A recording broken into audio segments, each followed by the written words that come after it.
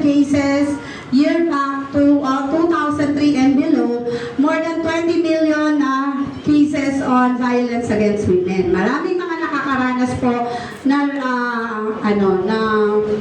na mga pang-aabuso na ginagawa ang mga lalaki sa mga babae. Okay?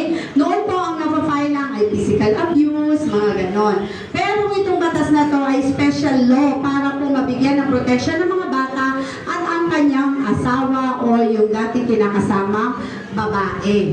Okay? So, dahil po sa patuloy na pagtaas ng mga cases, ng reported cases on violence against women, naaprubahan po itong batas na to. Actually po, may naging isang kaso na ang isang babae, ang isang lalaki, binubugbog ang kanyang asawa, buntis siya sa kasalukuyan. Siya po ay, actually, ang nangyari po is na patay niya yung kanyang asawa dahil sa sobrang pagbubugbog. Bago po ang batas na to ay naipasa.